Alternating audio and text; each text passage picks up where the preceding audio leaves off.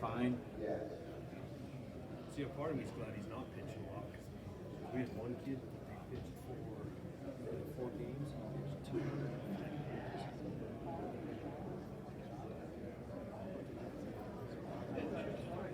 But yeah, that's 2 days. My kid doesn't pitch, but he's left-handed. I wish he would. But we're down to ski and threw at 9 straight line street.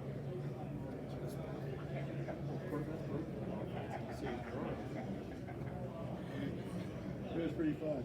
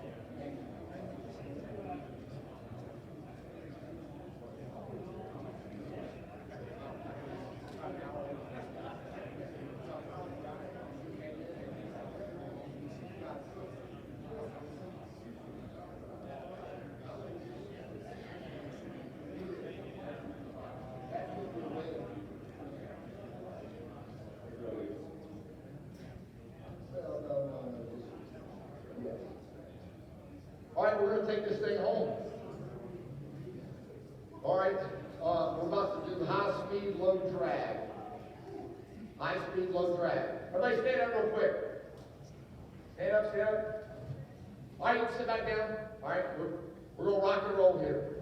I got to be careful. See, I got to control myself. I got to keep myself in a box because when I do a keynote or I speak, when I only have to do like less than an hour, I'm like, I can't even talk for the next 2 days because it's hard like for me to just kind of keep contained. We're near the end of the day, so I'll have tonight for me to rest my voice. But up here, this is what Brian Brush, who's ever listened to Brian Brush knows who Brian Brush is, a very good friend of mine. There's not very many. He just texted me just a second ago, and wherever he went, he said, "You're all a great host." He enjoyed it. He was hoping I was doing okay. Very good friend of mine. Him and I share stuff pretty much every day about what's going on. He coined it the exponential engine. I didn't have a name for it. He's a lot smarter than me. He's higher educated and a deep thinker, but still a down and dirty blue collar firefighter. I just was always like residential, commercial, warehouse was kind of my thought process. And Brian did an awesome job. He coined it the exponential engine, and it's 150, 300, and 600. That's a 7/8 tip, basically, or 150 and 50. It's the inch and 3/16 or over pumping the inch and an eighth, and then it's the inch and a half on a 600 on your master stream, or possibly maxing out your ram or your deck gun.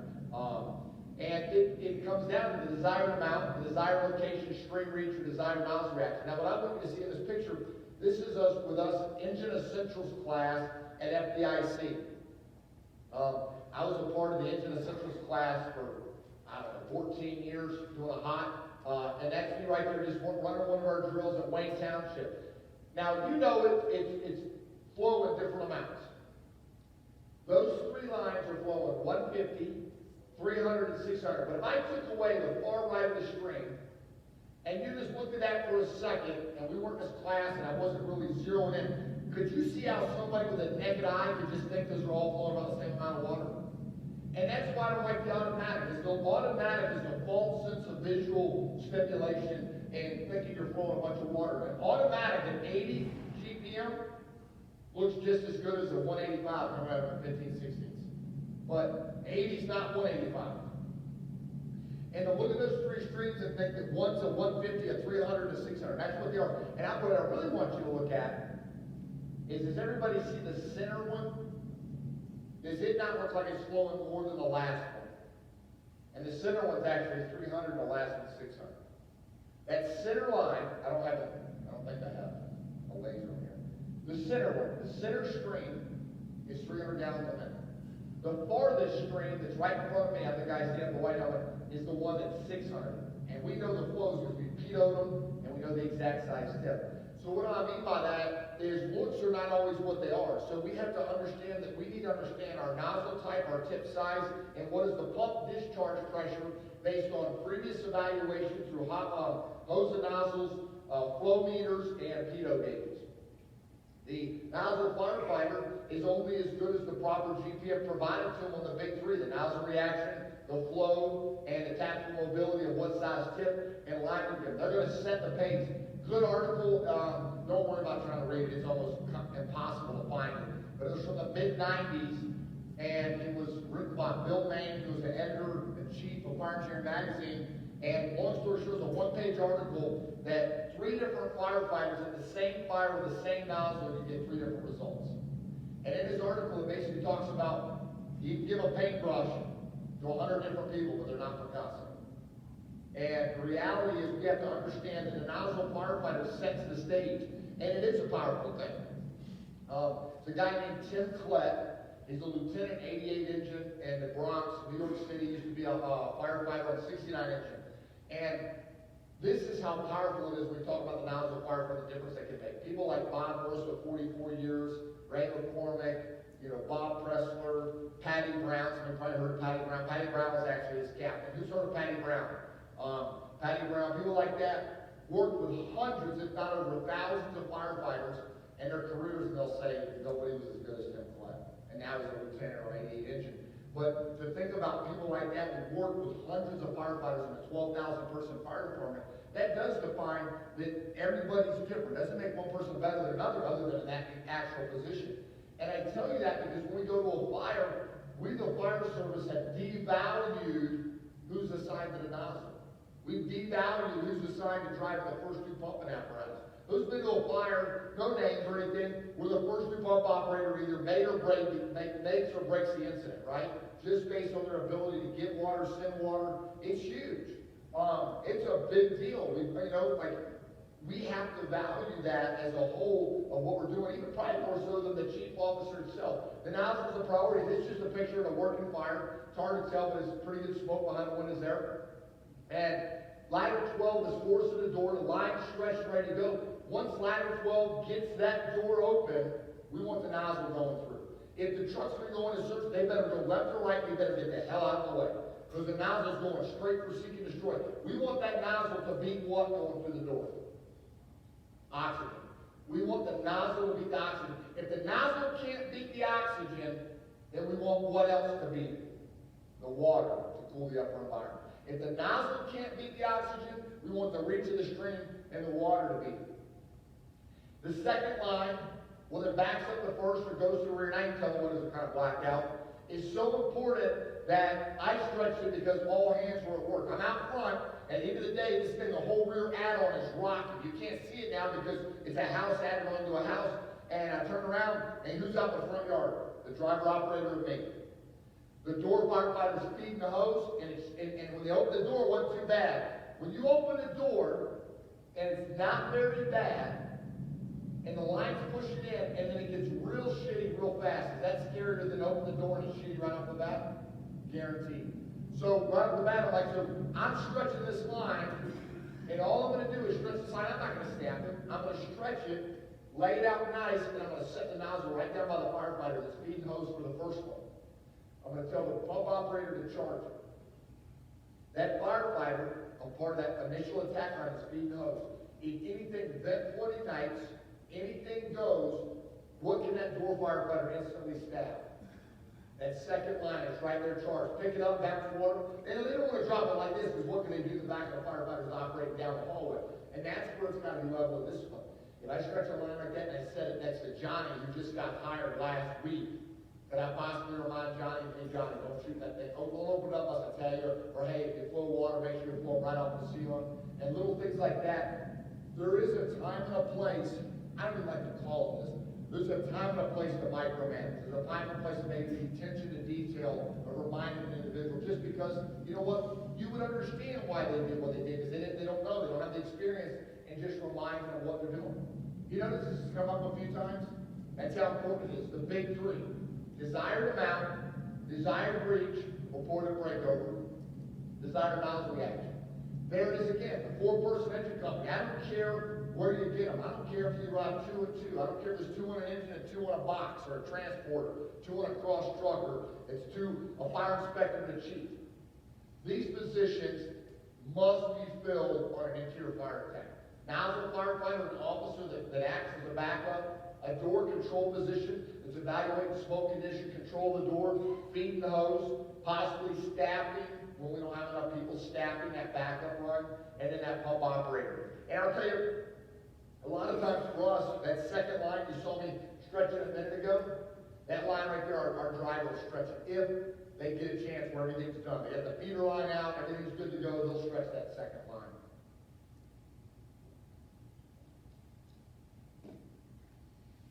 The front door. The front door at a private dwelling is the primary place to take your initial attack line 90+% of the time. The problem with that is the other 10%, 8% of the times it can be very deadly if we miscalculate and took it to the wrong place. Whether it's going in and falling through the floor in the basement, or it's Berkeley Way where they went in, they had to go down a set of stairs because it's a walkout rear, or it's a house on a hill, or whatever the case. So I tell you that when you go to a fire, yes, the front doors between the bedrooms and the garage, the bedroom and the kitchen, the day space and the night space, whatever you want to call it, but you must be evaluating, is there a better way? Is there a side porch or a side entryway? Is it a direct route? Should we be taking the shooter back? This is the place most of the time. But with that said, when we say something is a primary place, when it's not the primary place is when you better catch it and better be a key factor. Little fires abandoned like a half a mile from our firehouse. Not a big deal. 3-bedroom, 1-bath house. Can everybody tell what was converted there down into the driveway? For us, when we have a garage converted, that's definitely a place we want to search. A lot of times it's kids. They put a set of bunk beds in there. They have more kids than they have bedrooms.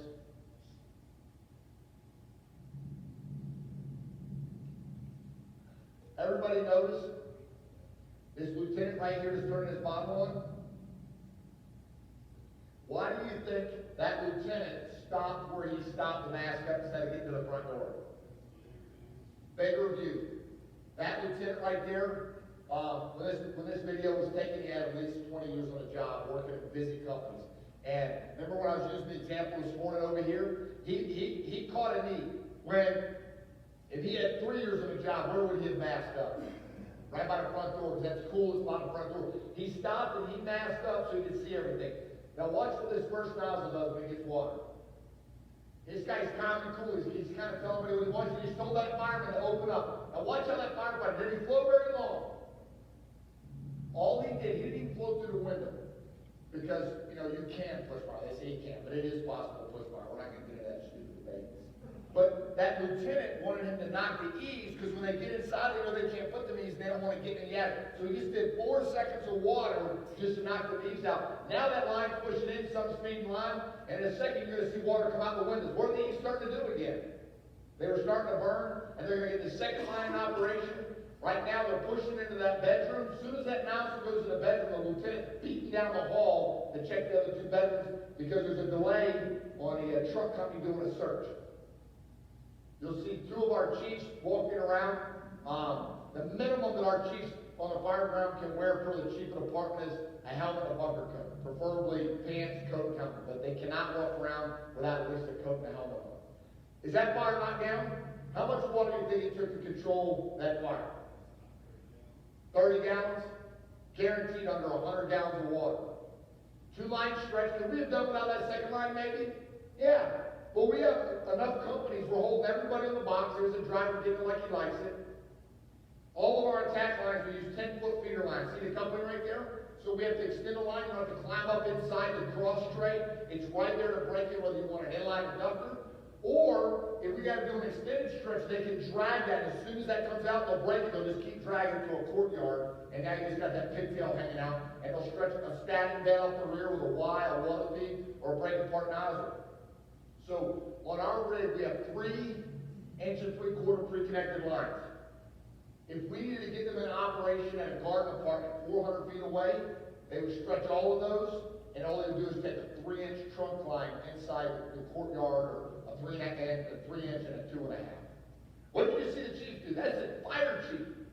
What did he just fix? Fix a couple gates, he's carrying that out of the way, and the message is that when we go to a fire, we look at it as a fire as our top priority. We're the fire department. Nobody's too cool to do anything on our fire. He's not the incident commander, he's the fire chief. It's even in our SOG that the fire chief shows up that unless requested or it's a huge multiple alarm event, he's always the battalion chief in command. He's just kind of there as an extra set of eyes or ears. But in that video, you already have 2 chiefs make a 360. They're stretching out the lines, they're fixing the kinks. So when a new kid gets on our job, and they go to a fire and they see a fire chief, the deputy chief, the battalion chief, they put on gear and they fix kinks and all that. What kind of cultural message is that sending to a younger firefighter when they work in our department? Fires are a priority. We are fire department first, we're EMS second, and we're going to put hose lines on the ground.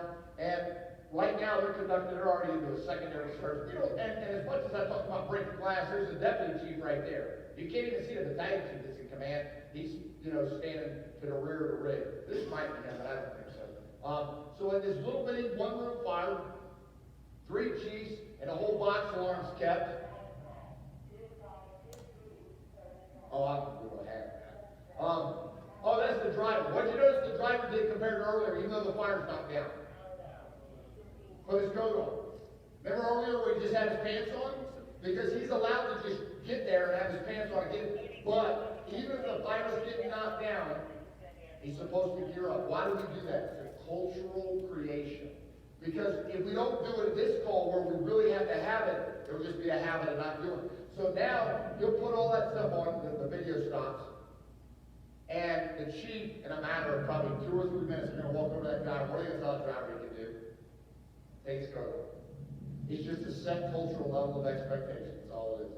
And when you come and ride with us, if you love the job, you're AW, you think it's pretty cool. Now, if you're not in the job and you don't care, and you just think, oh, you don't need that shit, then it's not cool to you. But it's cool to us, and it's a thing that we create, because since we do that at every call, when we pull up and it's a little more than this, it's a 1-story with a basement, or a 2.5-story frame, it's a little bit more fire, it's 2 o'clock in the morning, what do you think we have running around the fire ground? Everybody in gear. The second new driver's in gear, the third new driver's in gear, and now we don't have to worry about having a video where there's an explosion or a collapse and reaching in the front door, somebody in the basement is a driver wearing cotton pants and a cotton t-shirt, you know what I mean? They already had their pants on, and right there they got their coat on just before that collapse happened, but we now have somebody else wearing somewhat of a halfway amount of PPE. So it is a cultural thing that doesn't happen overnight, but we're proud of it.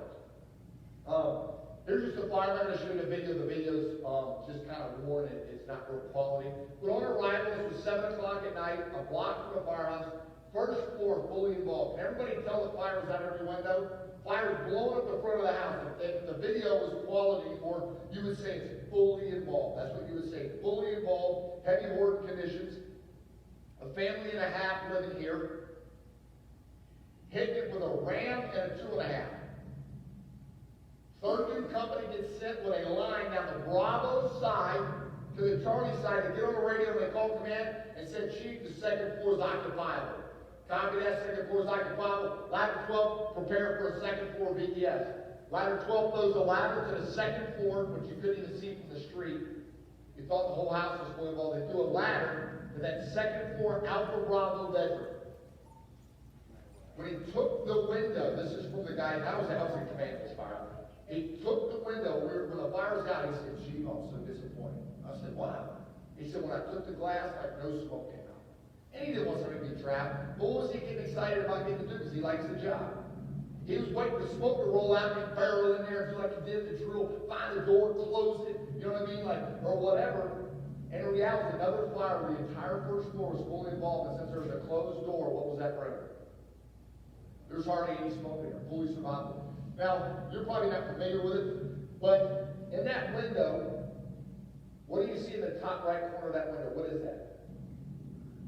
No, that ain't a curtain, that's a sheet, man. That's a Scandinavian accounting window curtain. That's what that is. That's a bed sheet stapled to the ceiling instead of a real curtain. It's not uncommon. It's sad. You know, you kind of make light of it, but it's depressing sometimes. I mean, I appreciate you for what you have, but that really is a bed sheet. That was a curtain. But that next bedroom, down the hall, the one across the hall, all of them fully survived it. The doors were closed. Nobody was in there, thank goodness, but we do get a lot of civilian fire battalions. The hallway was incinerated. Because that first floor, it's a common stairwell. First floor is rock and roll. Where was all the heat? I mean, literally, probably, maybe if they'd been laying on the floor on the second floor, I'll never know. But I mean, it was bad. I mean, but guess what? The doors were cinched, but they held. And at the end of the day, if you look at this, it goes along with creating and maintaining survival space. When they pulled up, the first thing they did was drop an Elkhart ram, 500 gallons a minute. And it actually did not put it out very quick. It flowed for 3 minutes or so because there was so much work conditions that even that 500 gallons a minute wasn't doing. They stretched it 2.5. And it literally looks like it's not working. And a lot of times when you're flowing water and it's not working, what does an inexperienced person controlling the nozzle device want to do? Do you not agree? It's almost like they get like, you know what I mean? It's almost like they got ADHD or whatever it's called, right? I've been told my wife heard that. 2 of my 3 kids take a pill every morning. We got to climb the take. I love my kids. I told you that so you don't write some letter that's being disrespectful, okay? And I'll tell you what, man, that pill, I'm against drugs, man. As soon as my first kid took it, I was like, holy cow. She went from getting we were getting notes home to she's making straight A's, you know what I mean? And at the end of the day, when they forget it, we're going up to the school, we got to check our kid out, take him to the park, give him a pill, you know what I mean? But no, really, there's a lot of firefighters that need that pill too. And am I telling the truth? That make home? Smell of smoke. They better stand some time and call the whole box and hold it to the assignment. Run a drill. I don't care how cold it is outside. Now, but those rooms were highly survivable, right? So it goes what I said earlier. We're going to tell them to close the door. We better conduct a search. You pull up and it looks fully involved, get a 360. You have no clue what survival space is inside, whether it's a closet, a bathroom, whatever it is. There's just crazy rooms. At my parents' house, when they built this 22 years ago, my mom put in what's called a prayer closet. First floor, right next to the dining room and family room, is a room that's about 4 by 5. And it's not very common, most people haven't heard. It's a true prayer closet with a solid core door, and the walls are insulated where she could go in there, has a nice light hanging down on it, a little desk, and it's where she would sit and pray in a closet where it's quiet. My mom could literally have been in that room, and the entire first floor could have been fully involved. What would she possibly still be? Alive, right? So when you pull up, because it's in the center of the house, you with me on that? Like it's in the center. So you can pull up, and the whole house could be burning, and unless you get in there and flow a bunch of water, you know what I mean, and knock it out, take some windows, and open the door like, oh, Miss Isakson's in there. How you doing? Let me walk you outside. You know what I mean? And those are things that are crazy. And the more you go to fires, the more you realize it's an unbelievable thing. And I always relate it to a house fully burned up, and you open a drawer to a dresser, and everything's untouched. That drawer and a dresser is no different than a bedroom with a door closed. That's what it really is. And what's scary is we'll never know the number of civilians that have succumbed to smoke inhalation because they died of loneliness. That's what I call it. When somebody's in a room that's survivable, a bedroom, a closet, a bathroom, and we take so long to knock the fire down because we don't flow enough water, we take too long to get in there and conduct an aggressive search. So by the time we find them, and there was enough fire damage to the house, our excuse is what? They were already... Is that not our standard phrase in the American Fire Service? But the reality is we don't know. Because when you found them was 15 minutes or 20 minutes. Is that not true? Maybe not your department, around the country. And I tell you because I've been to a lot of fires, and I look back at my career, and I'm still wondering, did we truly provide them everything we could? You know what I mean? And I can't go back. What I can do, though, is the chief officers and organization be more aggressive and also share that with you. And you always like to use this picture. This is an arson job. But I want you to ask yourself fire behavior-wise. Why? To the far right of the photo, the whole front of the house is almost in the decay stage. Can you tell the front is a one-story where it's to the roof, second floor, look at the first floor, rear, on the left of the screen. Everything's burning but what?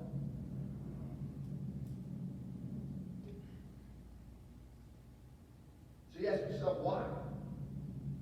This isn't about, do I think somebody's survival will never know? Well, I like the picture. And I like the picture because we have to ask ourselves, how could the front of the house be in that much decay? How could that much fire be on the second floor? That much fire on the first floor? And this room is the only room, same windows, it's not because of thermal paint. How is that one room the only room that's not rock and roll and event fire? Because it was the only room that the door was closed in that bedroom. And it was a, whatever, a 78-year-old house.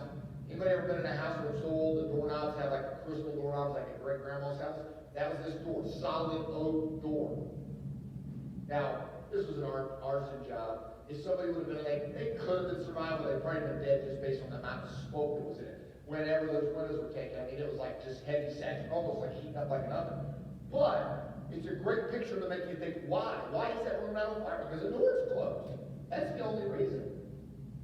Engine 3/16 tip, just as in a 7/8 tip, is one of the few hand-line nozzle tips that I think is adequate for what I consider a smoothbore tip that is an adjustable nozzle tip. That with most hose lines, you can underpump and overpump at 3 different pressures to get 3 different flows, 40, 50, and 60. Earlier on the 7/8 it said 144, but I like to just say 140, 150, or 175.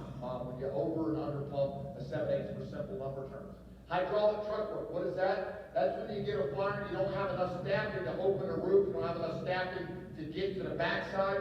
So what do? We either use that engine 3/16, so we use preferably that ram, and we over pump it, not for more water, but for what I call hydraulic truck work. We're literally, when it's flowing through that second floor, it's not only splattering and putting out fire, what's it going to do to that sheetrock ceiling? It's going to penetrate it, and what are we going to do? We're going to put water in the attic. Or anybody ever talk about the eave attack where we put enough water and pressure where we rip the eaves out to provide the underdecking of an OSB deck roof to put out an attic fire. I've had fires in row houses back when all I had was a 4-person engine to me. There was nobody else coming. It was a great experience for, I think it was like 3 years in the poor area of the county. We had one paid engine company, 4 people, 750 gallons of water and me. And the volunteers usually took about 10 or 15 minutes by the time they returned and got there.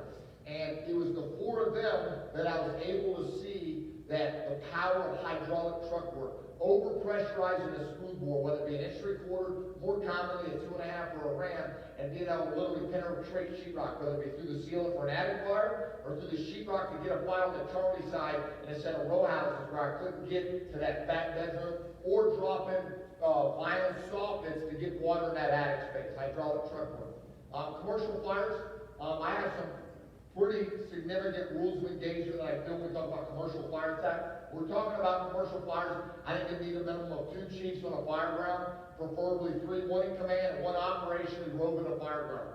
The operational chief is more important than the safety officer. The operational chief is the chief that is reminding everybody this isn't their last 20 fires they went to. It's not a residential fire. It's a commercial building fire. And based on Vincent Dunn's numbers, we know that anytime you break the threshold in a commercial building, you're 4 times more likely to get injured or killed based on statistical data. Because why? Because our experiences are based on what type of fires. And then we try to deploy those tactics in commercials and it gets us jammed up. It's not an 8-foot ceiling, it's a 20-foot ceiling. It's not a 2,000 square foot building, it's a 20,000 square foot building. And most of the time, how many people are we sending into a commercial building in comparison to a residential? About the same. If you really want to get can you call a second alarm? Yeah. But around the country as I travel, I bet Idaho Falls sends pretty close to the same number of people they send to a house fire as you do to a McDonald's or a commercial building, right? Because we're just limited. We only have so many people that we can send. So it's not like New York City where they might send 25 to one and 75 to another. We don't have that option because where are they coming from? It might be 30 minutes away, if you will, of what we're doing. When we talk about a commercial building fire, A lot of times, the actual fire flow needs are over our municipal capabilities. So I want to give you an example. A strip mall or commercial building, when it breaks 12,000 square feet based on code, what's it supposed to have? Sprinkler system, right? So I like to say 11,999 square feet. Somebody built it right below the sprinkler system. And you can have fires and sprinkler buildings. But if you take a 12,000 square foot strip mall or a 12,000 square foot restaurant, commercial building, and use the simple National Fire Academy flow formula, which is length times width divided by 3. So 12,000 divided by 3 is 4,000. So I'll pull up at 12,000 is really not huge in a commercial building. I mean, it's really not big at all. So I got a 12,000 square foot commercial building, you know, whatever you want to call it, fully involved, it's got a lot of fire. I need 4,000 gallons a minute. What is 4,000 gallons a minute? I want you to stop thinking about this for a second. You pull up and your fire flow needs is 4,000 gallons a minute. You have a 12,000 square foot restaurant fire, and the water you need is you need to exceed 4,000 gallons a minute to extinguish it. What is 4,000 gallons a minute? I'll tell you what it is. It's 16, 2.5 flowing 250 gallons a minute. Or it's 4 rams. Who has rams? The Elkhart Ram Monitor, or like the Blitz Fire, the TFT, the Mercury. It's 8 of those. 8. 4,000 gallons. So that means if you have a restaurant that requires a 4,000 gallon a minute flow, that means that if you have a ram or a Blitz Fire on each engine, to have 8 of those, how many engines would you have to have there? 8 engines. And if you wanted to use 2.5 or 250 gallons, then you better have 16, 2.5 inch-and-8 tips. You see where I'm going with this? And more, I'm going to talk about this a little bit more. We, the fire service, have got to wake up and realize there's really 2 types of fires. There's ones that all day long we put out with a booster tank or 2 with a 7/8 flowing 150, and there's the one that no matter what you do, you're really not putting it out, you're just stopping fire spread and controlling and burning it down. There's really not that many fires in the middle where the second you do it, you call a hydrant real fast and got your supply on as fast as you could. That 750 gallons a minute for 5 minutes is going to put it out. It's either bam, you hit it hard off of a tank using a 2.5 like a 2-car garage, or it's that 1 3/4 tank, which is what most of your experiences are, or it's that fire where you pull up and you're like setting the ladder pipes up, and what are you doing for the next hour or 2? You're flowing water, and you still then can't get enough what? Water. You just got to ask yourself, can your hydrants, can you even provide 4,000 gallons a minute? Most of you, would most of you say most of your hydrants give you about 1,000 gallons a minute? Right? Not even that, right? You say less? 800, so less than 1,000. So 4,000 gallons a minute means you better be within the 4 hydrants, and those 4 hydrants probably need to be on 4 different what? Mains. You see where I'm going with this? So a lot of times we go to big fires, we're in denial. That fire that I had back in June, when I got there, I got there right behind the first new chief, and I said to him very bluntly, we're not putting this fire out. We're not putting this fire out. And as I walked around and everybody's excited, what I just told you, I told a few of the ones that are like wanting to get offensive down this hallway where there's like 26 3-story wood frame buildings going. I would walk up to them and I would say, these 26,000 or these 26 condos, and they were like whatever, 2,000 square feet apiece. Let's just say it's 60,000 square feet. It was a little less than that. Divide that by 3, what is that? 20,000 gallons a minute. That's 40 rings. So literally this place is burning. It burned for 8 hours, man. We hooked up 2 fire boats. And I wasn't trying to be rude, but what am I trying to teach them to understand? We're not putting this out. We're hooked into 5 hydrants, fully tapping them, and we're still pissing in the wind. And the reality is, and when I try to tell somebody else, oh, that's what you guys this week, but I said, even if you gave us the water that we needed, we don't have the appliances to deliver the water. We don't have the number of grams. 20,000 gallons a minute is 20 ladder pipes with the biggest tip, the 2-inch tip. You know, most of the time we use the 1 3/8 tip. We have take all the tips off, and then I'll put 20 ladder pipes. And this isn't about that fire, because most of you are probably not going to have a fire like that, or I hope you don't. There's nothing fun, there's nothing enjoyable about it. But it's a good example to understand that we go from one extreme type of fire to another extreme. And at the end of the day, it's just based on what you need to find where your maximum municipal water supply is. You have it. This is the cold storage, 1-story cold storage warehouse, bigger than the footprint's bigger than a Walmart. square feet. And we knew we weren't going to extinguish it, but there's dividers in buildings this big with roll-up doors. And a couple of them were compromised because enough heat got to them that in the up position, the heat did what to them up the upper thing. Warped them, we couldn't roll them down.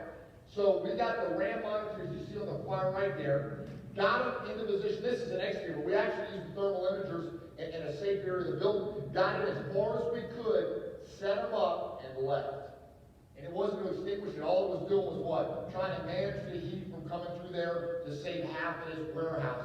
And you can see when the fire was at. And obviously it was inside the building, left in a flowing position. And that's where we truly do have to understand reseal. Rescue, exposure, confinement. Rescue or exposure, confinement. And then we have extinguishment. Rescue, exposure, and I'll tell you, and I say this to chiefs that have been the tank chiefs for quite a while, because just haven't commanded very many fires, is that more times than not, an incident commander is in denial of their operational capabilities. Not them, their department, their staffing, their apparatus, and their water supply. And the problem is we're so used to going to so many residential fires that we pull up when we have that large commercial fire, we're not willing to just say, you know what, we're outgunned. And we need to stop it at the breezeway. Or we need to write this building off and get in position to keep it from jumping to the next set of garden apartments. Because a lot of times, a set of 2 or 3 story garden apartments, can it not be this close sometimes? I mean, literally. And the last thing you want to be doing is trying to put the one out that you're not going to put out. And right when it gets to the end, it's too late to position in that alleyway to stop it from jumping what I like to call gable to gable rent, where it vents out the gable, jumps to the next gable, you're like, we got it. And then somebody walks up and says, hey, chief, that building wasn't on fire, we had smoke coming out of the soffits on the other end. And next thing you know, you parked the second roof off. When you go revert and review the videos, it's kind of embarrassing. I think this right here is, and you take pictures, I'm proud of this right here. I think this is probably for, I'm just speculating. I think probably 75% of the fire service, this ought to be the hose bed. This is not the hose bed for the FDNY. It's not the hose bed for LA City. It's not the hose bed for Boston or Chicago. But for county fire tactics, and what's a county? That's like Idaho Falls, suburban communities, Boise, places like that. I think this is it. It gives us 1,000 feet of 5 inch. If you catch a hydrant and you run out of 5 inches, having 200 feet more going to make a difference? No. Because if you've laid 1,000, what should you probably put that into that 1,000 if you're truly going to get 5 inch water supply? A pumper to then feed whatever remaining hose goes on down to the sink. If it's more than 1,000, that means that if it takes more than 1,000, the timing's not that big of a deal, because it's already taking you a while to do that, right? That means you're in a place that if a hydrant's that far away and you need that hydrant, you're into a surround drown operation. There's a point where we have to ask ourselves, the time it takes to put it in operation, is it really going to make an impact when you get it into operation as a whole? So we used to run 12 to 1,400 feet of 5 inch back in 2000, and we finally got them to cut down to 1,000, just 1,000. On top of that 5 inch, the first 2 sections are 50-foot sections. The first 2 sections are 50-foot sections. Anybody in here do that? Very rare to find any place. It took me over 10 years to make it happen. And the reason being is what I talked about earlier before lunch. If this engine company goes in first to do for a fast attack and you stretch hose lines, and a second or third new engine company comes in, and the line comes off and the coupling hits, their only option is either that 25-foot section, which you may or may not have, or the next thing is going to be pulling what? A total of what? 100.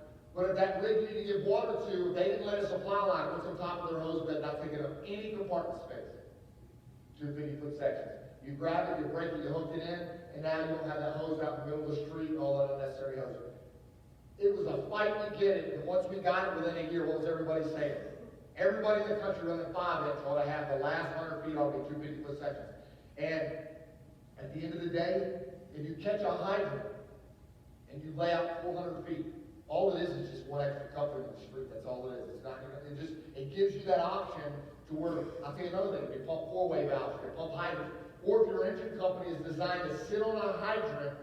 How many of you have 25-foot sections of 5 inch in your compartment? Would you not agree it's about the most useless piece of hose ever? Because the hydrant has to be so perfect, the engine has to be parked so perfect, to make it even hook from the piston intake to a hydrant without a huge key is almost impossible. Who agrees with that? If I could have my way, we would eliminate 25-foot sections of 5-inch in the American Fire Service, and we would go to 35s, 50s, and 100. 35 is just enough, but it's still not crazy big to have it to roll out. And now, when that hydrant is on the other side of the little ditch, or the engine, based on when the hydrant's on the corner, it's maybe set back off the road a little bit based on how they laid the mains. Now the engine doesn't have to do a 5-point turn to turn around to where they can hook it into the piston intake and not have a huge kink, right? And those are just things that I tell you because when you go to buy a hose, can you ask the hose manufacturer to make it 35-foot sections of 5-inch? Guaranteed. Can you say, hey, I bought 1,000 feet of 5-inch, I want nine of the sections to be 100-foot sections, but I want the last 100-foot to be cut. I want you to put an extra coupling in there because I want to have the versatility of having 2 50-foot sections on my apparatus. Next to that is 500 feet of 3-inch with a water feed that we can either use, as a modified ball valve with a backstretch to a hydrant, or we can use it to split off 2 Gusset packs and a ram for a guard apartment fire or whatever. Excuse me, the next to that is 500 feet of 2.5-inch attack line. We achieve 250 at 50 on it, and that's the only fog nozzle of 2.5 that we have. The cross lays a smooth bore, and that's for that big attic fire in a mansion, or that attic fire in a guard apartment when we make it inside, hook the ceiling, and we want to put a lot of fog water up into a confined space like attic area, or we got a big fire, we want exposure protection, we want that 30 to 60 degree fog pattern. What can this hose bed do? It can do a lot of things. It can double lay 1,000 feet, where the 5-inch lays 1,000. The first 500 would be 3. When it runs out, it connects into the 2.5 and it lays out the race. So now we got a double lay of supply line. Or it can backstretch a double for emergency. So if our engine company pulls up on a fire and they didn't lay a supply line, secondary rig gets in a wreck, and we have a hydrant 300 feet back, they'll grab the leather handle of the water thief on that yellow 3-inch with a hydrant wrench. They'll run down the street, they'll take the water thief off the 3-inch, put it on the opposite port, put this on, somebody will hook it in, they'll turn it on. And if at any given time that's not enough water supply, they can backstretch, and where that water thief was a modified ball valve, they'll hook it up, just turn the ball valve on without ever shutting down the hydrant. And we actually do drills on that, backstretching, because is one firefighter going to stretch 300 feet of 5-inch? No. When they get 100 feet and that couple hits the ground, what are they? Dead in their tracks. Bill Gusson told us that 20 years ago. 5-inch is useless when it comes to hand stretching. At 100 feet, you're done in your tracks. Even if you're like a linebacker, you're just not going to do it. I don't care how strong you are, you're just dead in your tracks. So it just gives you that versatility, if you will, of a fire. Here's one of those calls where we stand time, smell of smoke. We might do it even sometimes on a med call, but this was a smell of smoke. You can see the hose on the ground, they stretch, all the rigs showed up, they positioned everything. And I don't know if it was a month later, I don't know what it was, but it wasn't too long later, I pull up first due and I had heavy fire, and I can hear it right there, the one that's right in front of that red car. Heavy fire, same shift. Did everybody know the address when this car got dispatched? Everybody know where everybody's going to park in this car? Everybody knew where the firewall was? Is that a pretty good fire on the second floor? It's literally that mansard roof burning, blowing out the window. That's what it looked like the next day. A pretty damn good there, isn't it? They put a stop on that fire. They stopped it in their tracks. This fire was literally put in a timeout. Back up, look at how much it's burning, and look what they did the next day. I mean, literally stopped it. First line was a 2.5. They blitzed through the second floor window, blew part of the wall out in the back. Engine 3/4 went into the delta exposure. Second floor pulled the seal and stopped extension.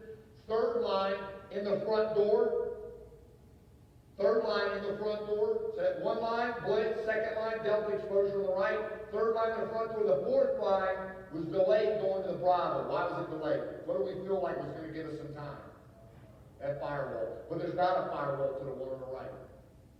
If you got a fire in the center of a set of row houses, and you got a center one on fire, and you have 2 to the left that are exposures attached, 2 to the right that are exposures. First line for the exposures should be the ones least protected based on firewalls. Whether it be masonry, sheetrock, what's another key factor? Exterior thermal imagery used to see what heat you see in those exposure attics or soffit space or visual clues of smoke. You pull up, you have the center unit on fire, so firewall on the left, but you got smoke pushing out the soffits to the left and nothing to the right, that might change that rule. You might be, you know what, that firewall's been breached. Or there might be something, that we don't know about. And those are things from an exterior size up that we need to size up on what we're doing. Last little thing, little fireman to go over, and then we'll stop for the day. There's only so much your butt can take in saturation. First new engine company. This is a dead end street from apartments on the left and apartments on the right. He's turning off of Fowler Avenue into this apartment complex, and he sees fire that he thinks is 100 feet in the air. Second floor apartment, fully involved, self-made. He literally stops. The closest hydrant is about 300 or 400 feet. He stops, and based on the fire in a two-story, highly combustible bottom-side apartment complex, what was he thinking about catching as the first new engine? A hydrant. And through our training and what our organization was doing, he was like, you know what, my tank's probably not going to put out this fire, but I can protect the exposure. I can get in the apartments that are still survivable. So we're usually always the second dude comes straight in. Engine 6 to Scambia, heavy fire turning into the apartment complex, second dude's gotta bring me alive. That's what he's saying. He's letting them know, don't even come into this street. Second new engine, he turns the corner, he pulls in, pulls just past his Toyota. The final side, everybody see on the exposure line off?